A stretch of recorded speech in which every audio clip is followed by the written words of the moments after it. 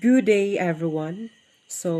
Today in front of you is Mr. Liagas Rafaela Chami, and I'll be the one to render to you our topic entitled The Philosophical Views and Theories of Special and Inclusive Education, with an objectives at the end of the lesson or the reporting or this topic, the students are expected to explain the philosophical views of special education, the philosophical views of inclusive education, and of course, the theories of special and inclusive education.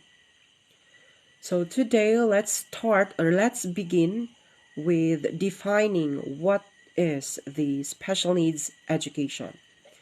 So, this is an education that are aimed meeting the needs of students with disabilities in order to reach the same learning objectives as other children. Learn the process and structure of providing these students the best program for maximum educational success. Special education is specially designed instruction to meet the unique needs and abilities of exceptional students. Special education is relatively unique and it is new. Historically, people with disabilities were often placed in hospitals, asylums, or other institutions that provided little, if any, education. Special education was specifically designed instruction at no cost to the child's parents to meet the unique needs of a student with a disability. What are the philosophies of special education and its theories? So, first, let us try to figure out its philosophies. So, all learners in special education classes in private and public schools should have the same rights like other learners in irregular classroom settings. So, they must be treated like others with dignity and provide them according to their needs. All their needs should be suited to their conditions and disabilities to develop their potential, their creativity, and skills. This right also shared with regular education teachers as part of their curriculum. Moving on, Salent 2011 defines special education as characterized by individual assessment and planning, specialized instruction, intensive instruction, goal directed instruction, research based instructional practices, collaborative partnerships, and students' performance evaluation. So it is clear that from the above, special education is based on different philosophies and it provides alternative approaches to the education of children with SEND, or what we call as the special education needs and disabilities. In the theories of special education, there are many different beliefs about how people learn. Within schools, these theories are applied by teachers to maximize the experience of students. By applying an applicable theory that is prevalent to the students, the teachers can help students to retain pertinent information. This applies to how learning theories and special educations can work together. In special education classrooms, teachers need to apply these learning theories so that students in SPED classroom can get the most out of their learning. Some of the theories that apply in special education classrooms are first, the Gestalt theory, the connection theory, the L. Atten-Cronbach and Arsenault theory, the component display theory, the Gagnes conditions of learning, cognitive load theory, and sign learning theory. So first, let's talk about the Gestalt theory. Max Wertheimer, Kurt Koffka, and Wolfgang Kohler introduced the Gestalt psychology or Gestalt theory. According to the Gestalt theory, which is commonly known as the law of simplicity, every stimulus is perceived by humans in its most simple form.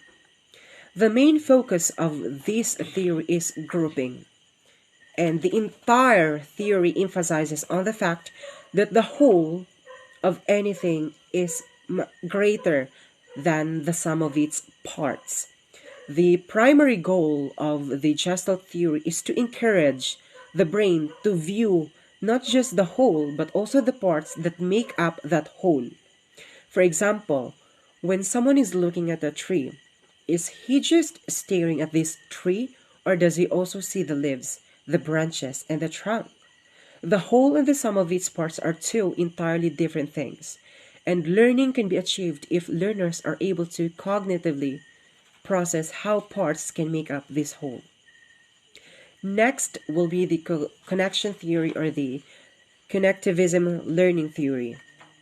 So in this theory, this was first introduced in 2005 by two theorists, George Siemens and Stephen Tones.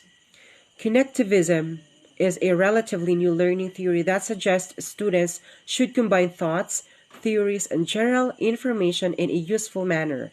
It promotes group collaboration and discussion, allowing for different viewpoints and perspective when it comes to decision making, problem solving, and making sense of information. Cognitivism promotes learning that happens outside of an individual, such as through social media, online networks, blogs, or information databases.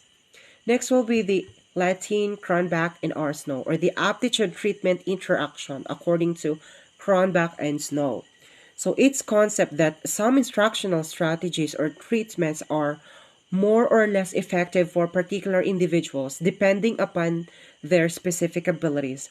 It is consistent with their theories of intelligence, like, for example, the multiple intelligence, intellect theory, or triarchic theory that suggest a multidimensional view of ability.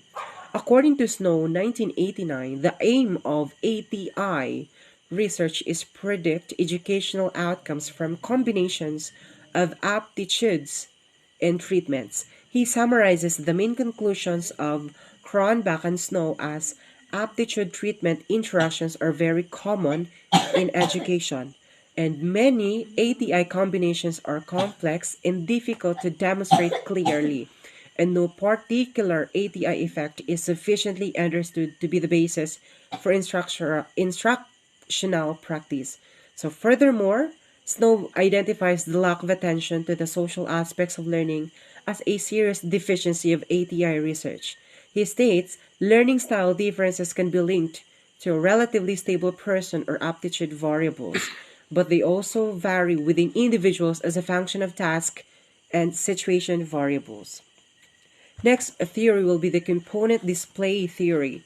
So this theory classifies learning along two dimensions: the content, which compose of facts, concepts, procedures, and principles, and of course performance, which compose of remembering, using, and generalities. The theory specifies four primary presentation forms.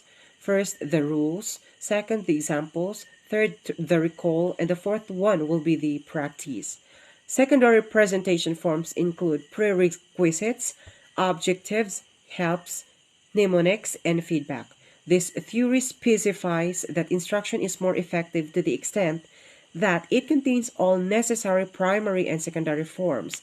Next will be the Gagne's conditions of learning. Robert Gagne was an experimental psychologist who was concerned with learning and instruction for several decades. His earlier work was in a behaviorist tradition, but later he was influenced by the information processing view of learning and memory. He is well known for his synthesis of research on learning in the identification of internal and external conditions of learning. He suggests that learning tasks for intellectual skills can be organized in a hierarchy according to complexity: stimulus recognition, response generation, procedure following, use of terminology, discriminations, concept formation, rule application, and problem solving. The next theory will be the cognitive load theory. So, John Swaller's cognitive load theory supports the idea that students can learn only if their mental capacity is not overloaded.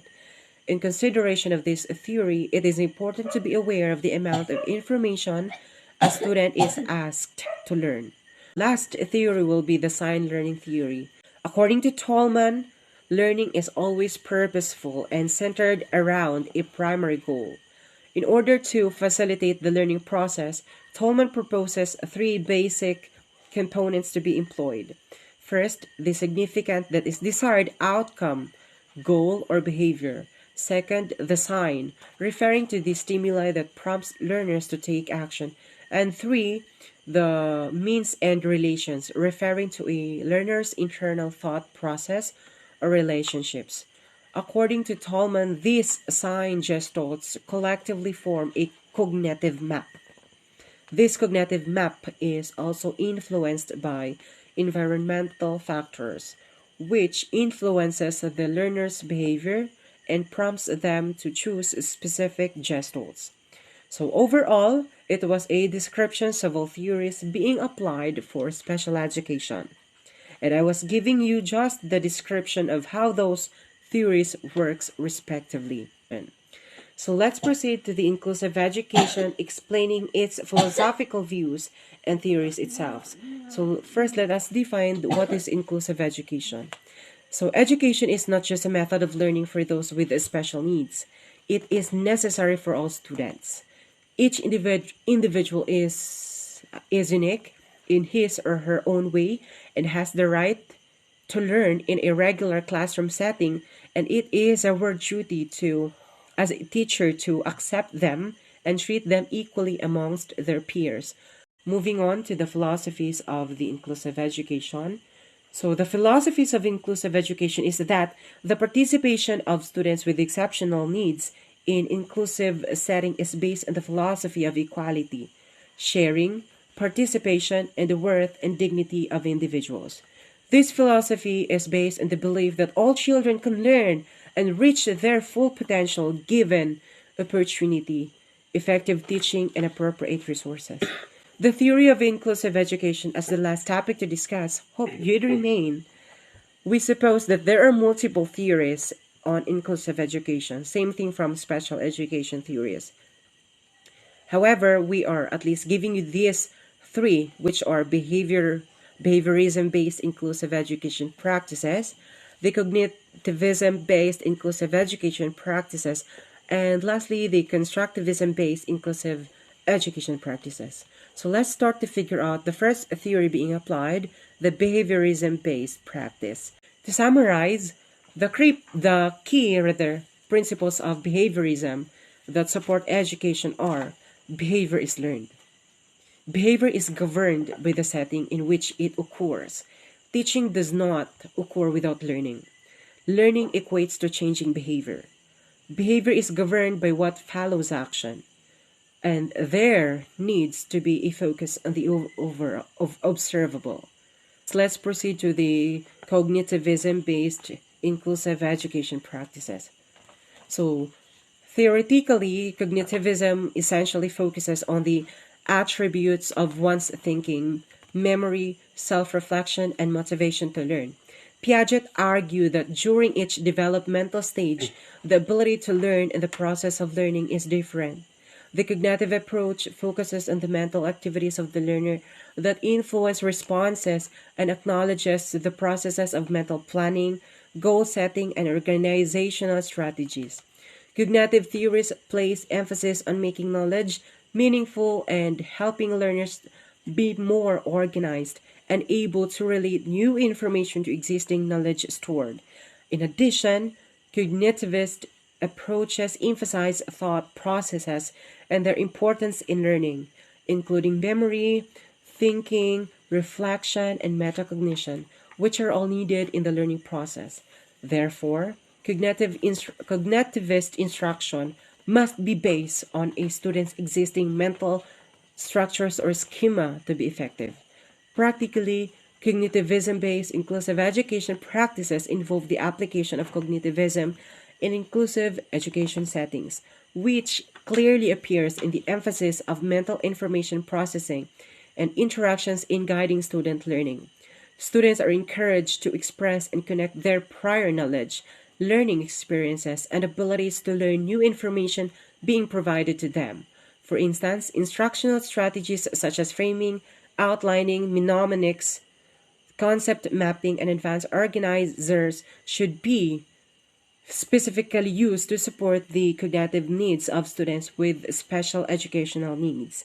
Specific assumptions or principles that have direct relevance to instructional design practices include emphasis on the active involvement of the learner in the learning process, like for example, the self-planning, the monitoring and revising techniques, the use of hierarchical analysis to identify and illustrate prerequisite relationships, emphasis on structuring, organizing, and sequencing information to facilitate optimal processing, and creation of learning environments that allow and encourage students to make connections with previously learned material.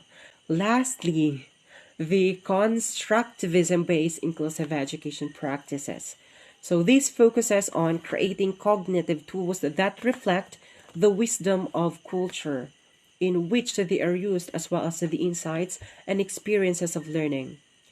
Constructivism involves a person understanding the importance of the social dimensions during the learning process through observation, treatment, interpretation, and adaptation of information on building a cognitive structure. So, Vygotsky from 1962 emphasized the social role of learning because of its impact on cognitive development through learning, an interaction between children and their peers, parents, and teachers.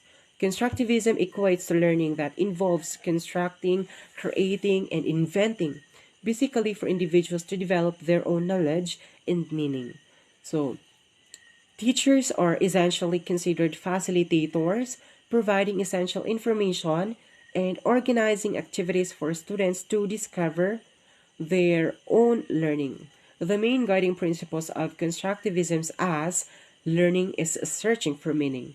Meaning requires the understanding of the whole as the individual parts. Teachers should have the understanding of the mental models that learners use to perceive the world and assumptions that they make in order to support their models. And lastly, the purpose of learning is that an individual constructs his or her own meaning and does not include simply memorizing information for the correct answers or repeating merely what someone else has stated. The key to constructivism is that learning should include learner centered, task based, hands on, and minds on activities while also being meaningful and closely related to practical and real life experiences. So, those are the theory of inclusive education. I know and I believe that you've learned somehow today. No more things to say. You're lucky to be here till end.